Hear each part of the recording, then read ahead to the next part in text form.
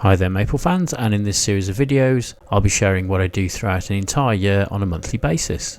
Please note that these months are based on UK timings, but of course can easily be adapted to anywhere else in the world. Welcome maple fans to this May video, and I'll be showing you how to mount a Japanese maple on a wall as I've done in the picture. We'll be talking about different types of weeping Japanese maples, like this Ryusen for example. We'll be taking a look at exactly how and where you might use them in the garden, as well as the differences between high grafted maples like the one in the picture above, and low grafted maples like this one. Now it's quite possible that many of you are unaware Japanese maples of this type are available, but weeping ones do exist. This is the classic Ryusen really. As you can see, it's a maple, it's definitely in the leaves shape and all the rest of it, but rather than be an upright or vase-shaped shape or be a low spreading shape, it actually weeps down. So it's quite a common characteristic in plants perhaps that they do this. But again, it's a very interesting way and a different way of enjoying Japanese maples. So moving on to Ruby Cascade here, again it's a very interesting shape. It cascades down really well. What I've done here is I put it onto a bench, obviously raising up in the air, and it will just literally keep growing down from there, to be honest with you. So you can well find these on the ground. The way to avoid that, if you don't want that to happen, is to keep staking them up. So literally you can sort of pull everything upright and keep it going in an upwards direction. And when you stop doing that, then of course it will cascade down from that point. So regulars to the channel will know I love going out and about looking for maples too. This was at a Bluebell Nurseries in Ashby-de-la-Zouch in the Midlands in the UK. The most craziest Ryusen I've ever seen. It's been supported to sort of flare out at the top there, and the central pole, as I thought it, is not a pole. It is in fact the rootstock, which is absolutely enormous. So I asked the owners, apparently this was started about sort of 3.5 feet tall and has grown into an absolutely fantastic canopy. Honestly, this has to go down as one of the most amazing and completely crazy Japanese maples I think I've seen.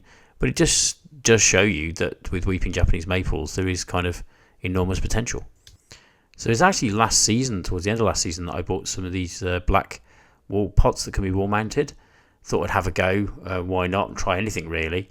And very, very useful because I've got some sort of blank space on the background there. Yeah, I can put some taller trees in there or kind of wait for them to grow, but I just wanted to fill that space really. So trees like this, it's very important to understand how the grafting system works. So what they normally do is have a really, really long rootstock. So that's much, much longer than you normally use. So that's a tree that's been grown for a year or two. Then the Ruby Cascade has been grafted to the top of it, and finally the branches of the original tree have been removed, and that forms the root for the new plant really, which is really, really clever. And it does of course mean that we get a perfect genetic copy of the top of the tree, which is exactly what we're looking for. Particularly a habit like this, it's not going to come across by accident very often, to be honest. So definitely well worth keeping. So that's fine, but what happens if we want to do a plant in a basket like this? It could be a hanging basket actually, I don't see why not. So again went to a nursery in Derbyshire, I live in the UK, and he very, very kindly grafted me one of these as a low graft.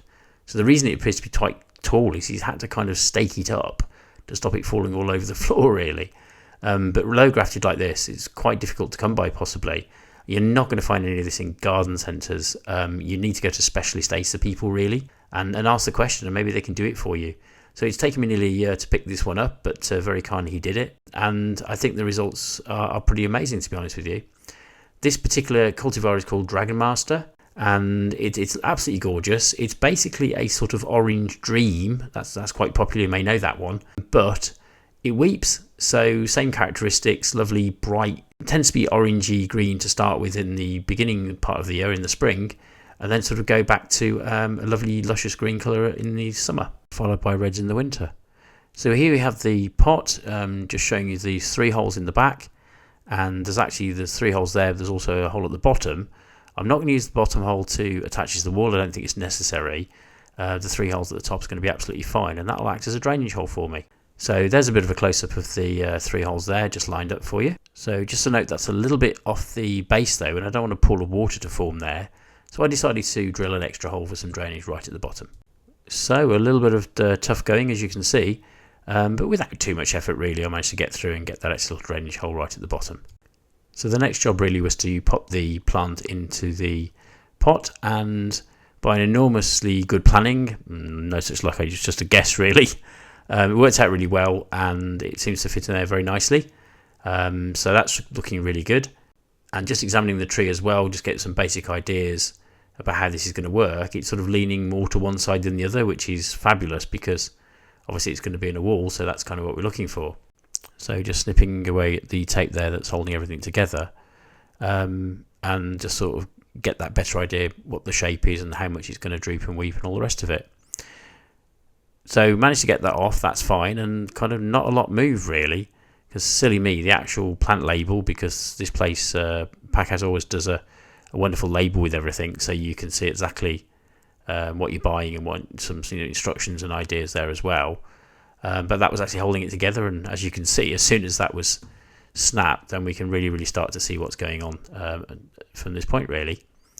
And as you can see, it's quite flexible. They're not thick, they're kind of very bendable. That's how this plant works. What will happen is if you stake this up, you might find the lower branches over time do thicken up and they do become quite solid. So what I'm trying to do here really is to get an idea of the height, get an idea of the shape, but as Hilton advised me, the guy from the nursery, let sort of gravity take its course basically. So as these grow longer, they will bend even more, and it is still sort of fairly early on in the season in the UK, so you would expect that to continue for quite a while. So there I just put a piece of board up against the back of the pot there, got a marker pen through each hole, and then just drilled through the holes or the marks that I'd done to kind of make myself a template.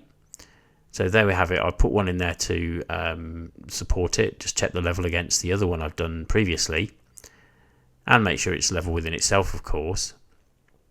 And that just gave me the opportunity to drill the extra holes in readiness and just fix the pot to the wall with some concrete screws actually. I do like those screws because you don't have to put raw plugs in though, you just kind of drill into the wall and they go straight in, which is great. It's into brickwork, so it's fine. And I'd say that's looking okay. I was really quite pleased by this point really. Again, a bit more sort of teasing and messing around to do. It's got quite tangled up, as understandably really. And just trying to ascertain, is it the right height? I think so. I'm guessing really. I'm new to this as well. And really adjusting, every Japanese maple has got a front face and a back face to it somehow. It just sort of looks more shapely from one particular angle. As this is going to be up on a wall, I can see it from all angles, particularly from my conservatory to the left of us here. So I wanted to kind of look good, and I think that's a reasonable compromise. Obviously the other way around, it's going to impact on the wall and stuff like that, so that's looking quite good. And just to note, the roots on that are absolutely amazing. That's how you want to buy trees. You're sort of ready to be potted on. The pots are full of roots. The garden centres are terrible sometimes for doing very, very mature plants in a really big pot and charge more money for them, but they're just not ready, to be honest with you. Now, as you can see, again, just getting an eyeball on this, because I've taken the pot away, then it was a bit low, so I put a bit of compost at the base to prop him up a bit and get a bit more height to the tree. And just to say, if you'd like to come with me on my Acer journey, please do like and subscribe to my little channel. It really helps. I've also recently set up a Patreon site, so that's a great way of supporting me too, and help out with some of the costs of my excursions really. There's also the offer of some personal help, if you'd like it, either in a group format or at a one-to-one basis. So having established a really good height, and also making sure the tree is central, so not pushed too much towards the front and back, but just in the middle so I can get plenty of compost around it. Checking it for levelness from the front there as well, so just going around checking it from all angles really to make sure we're onto a good thing before we actually commit and put the compost in. Wouldn't be too hard to remove some compost and change it, but just easy to get right now, I suppose. And you can see the graft point there is well above the compost. That's where you want it. You don't want that covered in mulch or compost itself. It needs to stay dry really. So there we go, just packing some compost in there. Normally I'd sort of slip pot things, as you've probably seen in other videos, but that would be a bit awkward because I just don't have the headroom really to do that. So again, just getting my hand in there, sort of compacting some compost around the plant. It's going to get blown around by the wind to some degree where it is. It's fairly sheltered, but it will to some degree. So just making sure that it's got a good solid base there to start its little life out with really. And they're just applying some mulch. I'm just treating it like any other tree at this point, to be honest with you. Just giving it a sort of a coating of it. Again, just avoid piling stuff against the tree. Some nurseries are really bad at it. Don't want to do that. It's just going to get encourage rotting and problems. So just really finishing up there and repeating for the other one of the pair. A pair of dragons seems highly appropriate, really. And again, look at that root system, just waiting for some more compost and to fill the next pot size, really, which is wonderful. And giving the tree a really good watering there, just to, as you always do, to give it a good soak. And lovely to see that the draining hole is working fine. It's coming from the back, it's coming from the one at the bottom.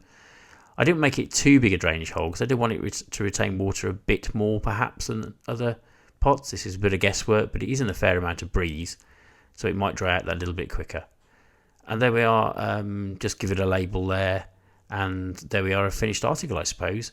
Certainly something I've really enjoyed looking at, and something I meant to do for a very long time, and just shows you that projects sometimes do take a while to come to fruition, but perhaps it's worth the patience and perseverance, really. You have to step back and admire your work and see how it kind of fits in with the other trees as well.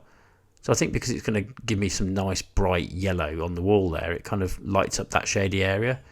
Maples like shade in general, certainly afternoon shade, and it's just nice to have a splash of brightness there to really set things off. So these will be featured in future videos if you're interested. Again, stick with the channel. Do like and subscribe if you found this interesting. And we'll have some discussions, and by all means leave any comments. I do like comments and questions. That's always good, really. So for example, if you'd like any particular videos on particular content, let me know. And indeed, if anyone's interested, I can talk about labelling plants and stuff like that, and indeed how I did the label on the tree just on the picture there.